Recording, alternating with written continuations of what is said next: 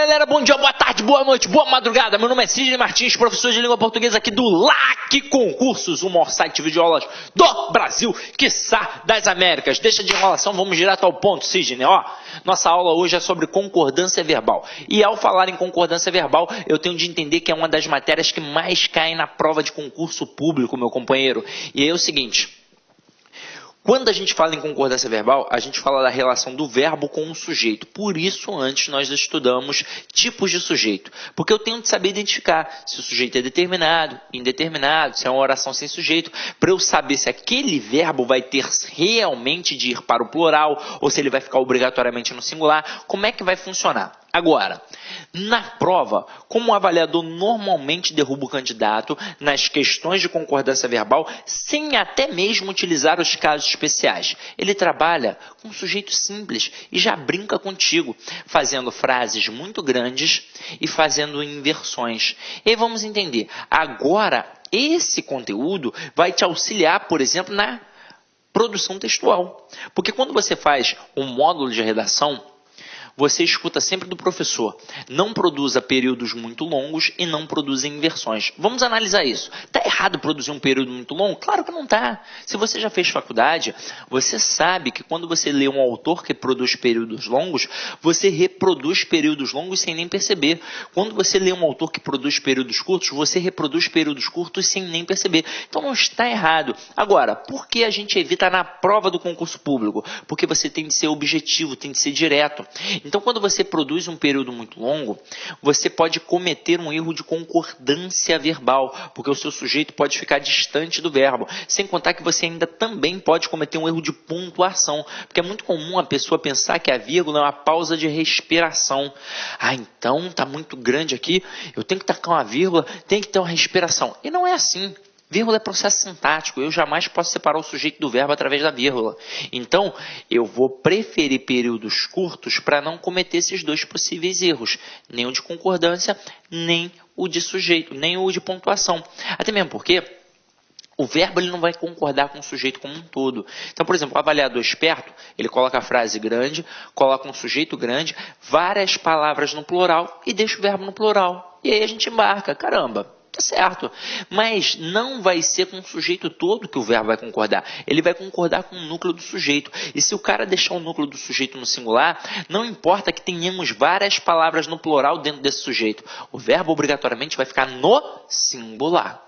E a inversão? Tá errado produzir um texto com inversão? Claro que não tá. Diversos textos maravilhosos têm inversões. Agora, quando eu produzo um texto com inversão, eu tenho que pensar qual é o público que eu quero atingir. Então, meu companheiro, se a sua prova é para concurso público, você quer atingir o seu avaliador. Então, você quer que ele entenda o seu texto para a sua nota ser elevada. Se você faz uma inversão, pode ser que ele não entenda. E se ele não entender, ele jamais vai pensar que o erro está nele. Ele vai pensar que o erro está em você. E ele vai assinalar erro de coesão e coerência. Então, meu companheiro, se quer mandar bem numa redação, por exemplo, você tem de produzir um período na ordem direta, sujeito, verbo e complemento, e de preferência bem curto, para que você não seja a bola da vez para cometer erros de concordância aí, tá? Período curto, na ordem direta, não dá mole. Agora vamos lá, vamos começar a brincar aqui, meu companheiro. A concordância verbal determina que o verbo se flexione em concordância com o núcleo do sujeito da oração. Então, preste atenção. Se o sujeito estiver no singular, o verbo fica no singular. Se o sujeito estiver no plural, aí o verbo fica no plural. E não o contrário, entenderam? Então, você vai primeiro procurar o verbo para perguntar a ele quem é o sujeito. Como o sujeito se apresentar é a forma em que o verbo também vai se apresentar, tá? Agora, para a gente poder trabalhar essas pegadinhas que eu acabei de falar aqui agora, preste atenção na primeira frase que eu vou colocar aqui, O uso de drogas e bebidas atrapalham os alunos. Aí olha a pergunta que eu vou fazer. A frase parece certa ou parece errada? Viram que eu não perguntei se ela está certa ou errada? Porque é óbvio que ela parece certa. Agora, para eu saber se ela está ou não correta, de acordo com a concordância verbal, eu vou ter de procurar o verbo. Então aqui, é o verbo atrapalhar. Vocês repararam que ele se apresenta no plural, mas a minha pergunta não pode ser no plural, porque vai que é uma pegadinha, até mesmo porque eu ainda não fiz a pergunta, eu não sei quem é o referente, então eu vou perguntar a ele quem ou o que atrapalha. Então quem é o sujeito todo? Aí você vai ver que o sujeito todo é o uso de drogas e bebidas. Aí eu pergunto a você que está em casa, sujeito simples ou composto? Eu tenho certeza que alguns responderam composto, e não é. O sujeito é simples. Ué, mas como assim, Sidney? Vamos lá. A gente aprendeu na aula de tipos de sujeito. Quem é o núcleo do sujeito? É o substantivo sem a preposição. Então, o núcleo aqui é a palavra uso. Ah, mas Sidney, e drogas e bebidas? Não, drogas e bebidas não, ó, tá preposicionado. E eu jamais terei um núcleo do sujeito preposicionado. Então, o núcleo aqui é a palavra uso. Como a palavra uso está no singular, obrigatoriamente o verbo vai ficar no singular. Então, a frase correta, o uso de drogas e bebidas atrapalha os alunos. Até mesmo porque o que atrapalha é o uso. Eu tenho de entender que cada construção gramatical tem uma intencionalidade discursiva. Eu devo deixar de lado aquela história de pensar que eu só interpreto quando eu tenho um texto grandão. Ah, interpretação de texto. Não. Você está interpretando sempre na análise gramatical e na análise sintática, porque tudo tem uma intencionalidade. Se a minha intenção, por exemplo, fosse dizer que as drogas e as bebidas sempre atrapalham os alunos, eu colocaria, ó, drogas e bebidas atrapalham os alunos. O sujeito seria composto e o verbo obrigatoriamente ficaria no plural. E a intenção seria esta, dizer que as drogas e as bebidas atrapalham em qualquer situação.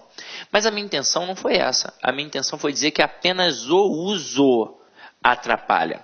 Porque por mais que tenhamos, por exemplo, a gente está numa faculdade, sei lá, o FRJ.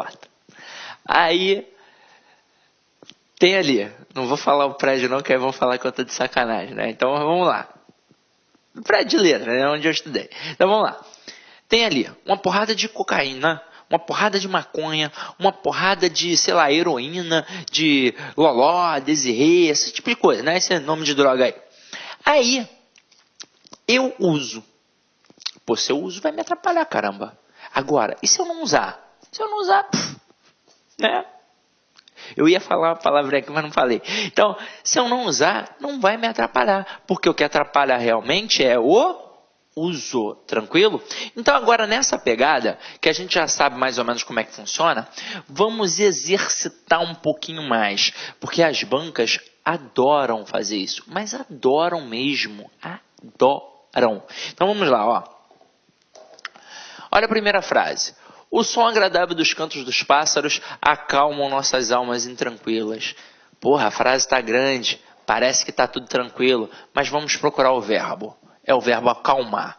Então, quem é o que acalma nossas almas intranquilas? O som agradável dos cantos dos pássaros. Por mais que pássaros semanticamente seja muito importante aqui, não é o pássaro que está acalmando o camarada, é o som. O som agradável dos cantos dos pássaros. Então, como a palavra som é um núcleo, está no singular, o verbo tem de ficar no singular. Então, o som agradável dos cantos dos pássaros acalma nossas almas intranquilas. Segunda frase. O choro das crianças das comunidades carentes nos comovem. Então, vamos procurar o verbo. Quem ou o que nos comove? O choro das crianças das comunidades carentes. Aí você poderia perguntar assim, Sidney, tudo isso é o sujeito, né? Beleza, mas não poderia ser apenas o choro das crianças? Não, tudo tem uma intencionalidade. Não é o choro de qualquer criança que vai me comover. Não é o choro de uma criança aqui de Ipanema, do Leblon, do Leme, que vai me comover. É um choro da criança da comunidade carente. Beleza? Então vamos lá. Então aqui, o que realmente vai funcionar como um núcleo do sujeito? É a palavra crianças? Não, porque está preposicionada. É a palavra choro. Então, como o núcleo do sujeito está no singular, o verbo também tem de ficar no singular. Até mesmo porque o que realmente comove é o choro. Então, o choro das crianças das comunidades carentes nos comove. Tranquilo? Olha a próxima. E a próxima é uma inversão. Olha que interessante. Vinha de algum lugar indefinido aqueles viajantes. Na hora que qualquer falante comum da língua portuguesa inicia uma frase, uma sentença com um verbo, é muito natural que ele deixe o verbo no singular. Por quê? Porque não apareceu o referente ainda. E aí, se a frase fica grande e ele ainda entende o que foi dito, caramba, para ele está certo. Só que aí é o seguinte, para eu descobrir se a frase está correta de acordo com a concordância verbal, eu acho o verbo e pergunto a ele quem é o sujeito. Quem vinha? Aí ele vai me responder, aqueles viajantes. Tudo isso é o sujeito. Agora, quem é o núcleo do sujeito? Sempre o substantivo, sem preposição. Então, o núcleo aqui é a palavra viajante. Como o núcleo do sujeito está no plural, o verbo tem de ficar no plural. Então, vinham de algum lugar indefinido aqueles viajantes, ok? Agora, olha a próxima. Ocorreu mudanças significativas durante o processo eleitoral. Por que isso acontece? Vamos lá. É muito comum que o aluno, ao estudar tipos de sujeito, por exemplo, sozinho, ele confunda o processo do verbo haver. Aí ele olha lá na gramática. O verbo haver, no sentido de existir, ocorrer e acontecer, caracteriza oração sem sujeito. Aí o aluno, opa, então isso daí tudo é oração sem sujeito. E não é. Apenas o verbo haver, no sentido de existir, ocorrer e acontecer, é um verbo impessoal. Então ele sim caracteriza uma oração sem sujeito, ele sim obrigatoriamente fica no singular. Mas se eu utilizar o existir, o ocorrer e o acontecer, eles são verbos pessoais. Então, o elemento ao qual eles estão fazendo referência vai funcionar como sujeito. Então, este verbo vai concordar com o seu sujeito, com o seu referente. Então, aqui, o que ocorreu? Mudanças significativas. Então, o núcleo está no plural. Então, não posso botar ocorreu. Eu tenho de colocar ocorreram mudanças significativas durante o processo eleitoral. Ok? Agora, olha a próxima. O homem humilde tem certas necessidades que as pessoas abastadas não têm. Olha só que parada bacana. A gente estudou isso na aula de acentuação gráfica. Verbos ter e vir, eles marcam a pluralização na língua portuguesa utilizando o acento circunflexo. Então, quando você está fazendo uma questão de concordância verbal e aparece o verbo ter ou o verbo vir, você tem de ficar muito ligado. Geralmente é o verbo ter que aparece na maioria das vezes. E aí você vai ficar atento para saber se tem de ficar no singular ou no plural. Porque a pronúncia, a prosódia é a mesma sempre. Eu vou dizer. O homem humilde tem certas necessidades que as pessoas abastadas não têm. Caramba, vai ser sempre assim a pronúncia. O verbo ter, no singular e no plural, tem a mesma grafia e a mesma pronúncia. Mas eu tenho de ficar esperto para olhar quem é o seu referente. Na primeira, o homem humilde tem. Quem é que tem? O homem é humilde. Quem é o núcleo? O homem. Está no singular, o verbo fica no singular. Mas aí depois continuando. Que as pessoas abastadas não têm. Quem é que não tem aqui agora? As pessoas abastadas. Quem é o núcleo? Pessoas. Está no plural, o verbo tem de ficar no plural. E eu não posso deixar um verbo no plural igual um verbo no singular. O que eu vou fazer? Eu vou marcar com acento circunflexo. Então eu vou colocar aqui o acento circunflexo para mostrar que o verbo está no plural. Assim como aprendemos lá na aula de acentuação gráfica. Agora aqui, as crianças da cidade grande se mantêm alheias a tudo. Poxa, parece tudo corretinho. Que verbo a gente usou ali agora? O verbo manter, que é derivado do verbo ter. Então, o processo é similar. Só que agora é o seguinte, o mantém aqui apareceu com acento. Mas o que eu disse? Quem marca a pluralização na língua portuguesa é o acento circunflexo e não o acento agudo. Ali tem um acento obrigatório por uma das regras principais de acentuação gráfica. Afinal de contas, mantém é uma oxítona terminada em AM, então tem de ter o acento. Mas como foi o acento agudo, é singular.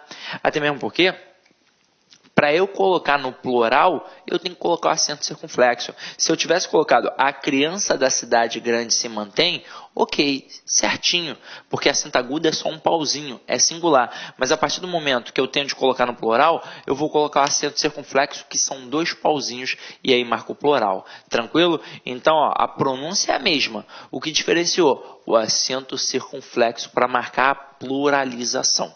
Então, essa parte a gente já eliminou. A dica que eu te dou é ficar sempre ligado. Está fazendo uma questão de concordância verbal, meu companheiro? Você tem de ficar atento no verbo. Fique atento ao verbo. Essa é a verdade. Então, vamos continuar agora a nossa brincadeira com os casos especiais. Vamos lá. A gente vai começar estudando agora o sujeito composto.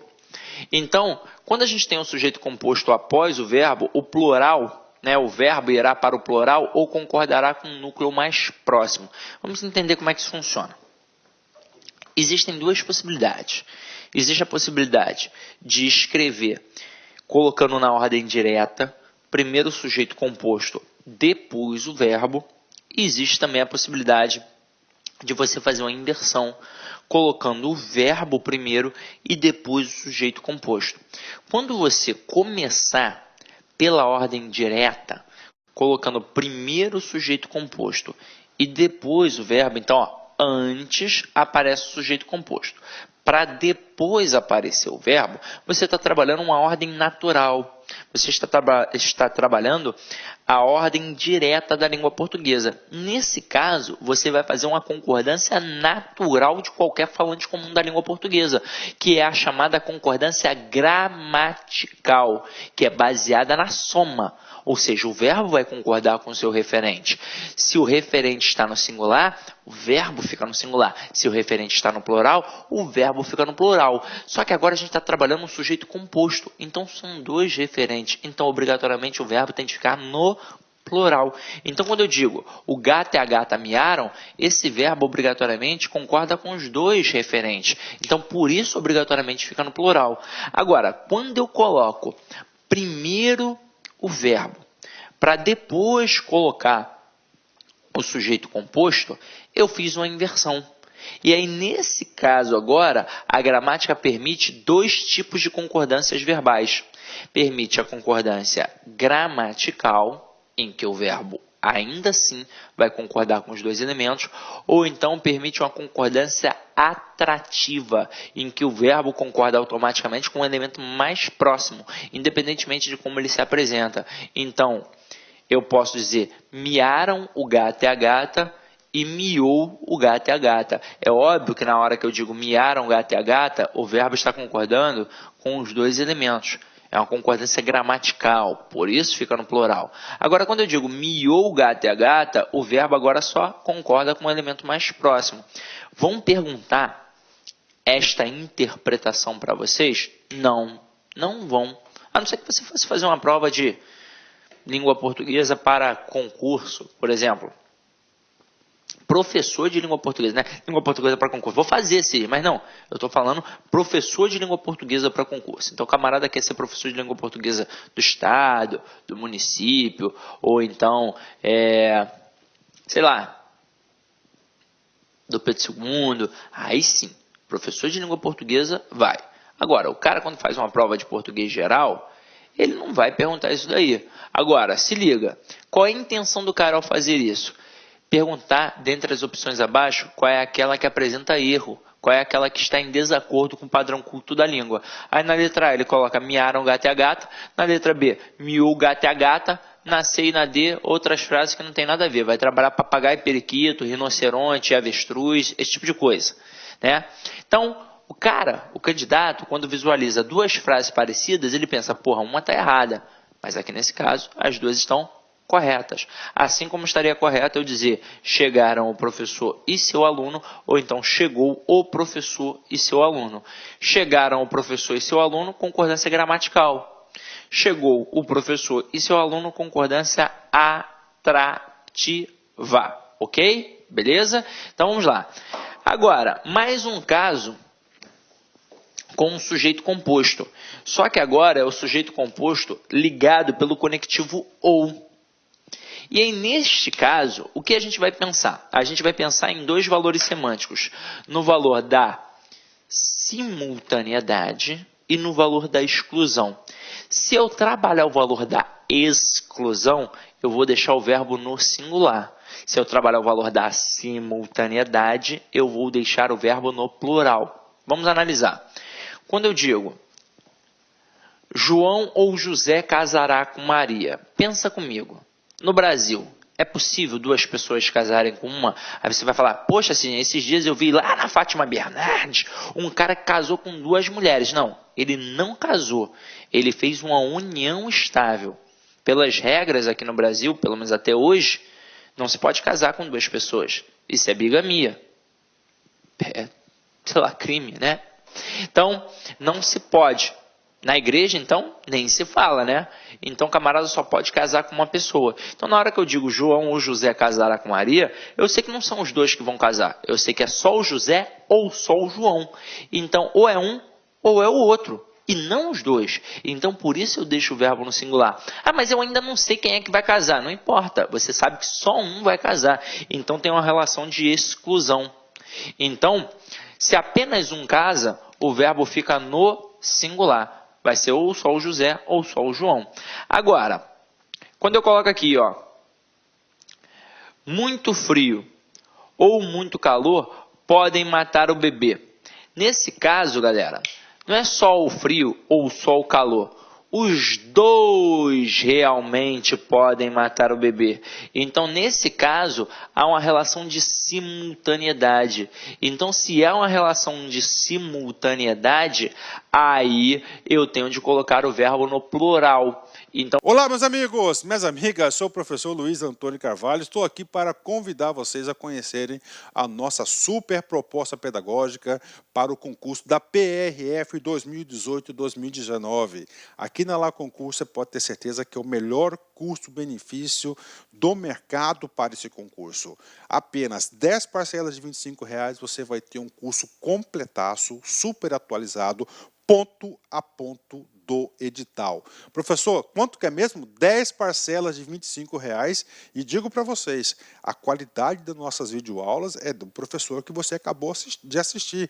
Nós não temos professores medianos, nós temos professores sempre top de linha, professores bastante experientes, que eu tenho certeza que vai ajudar vocês. Bacana? Então, convido vocês aí a estudar aqui na La Concursos. Quer se matricular? Clique aqui embaixo, tem um link para você fazer sua matrícula, que é algum esclarecimento. Nós temos aqui também um link, você vai falar no WhatsApp da nossa empresa lá, com uma das meninas do nosso atendimento. Bacana, meus amigos? Espero vocês aqui na La Concurso. Ah, detalhe, de segunda a sábado, todos os dias, às 9 horas, nós temos aí uma live de um assunto importante sobre a PRF. Tudo bem, pessoal? Espero vocês, um forte abraço. Fui, tchau. Clique lá.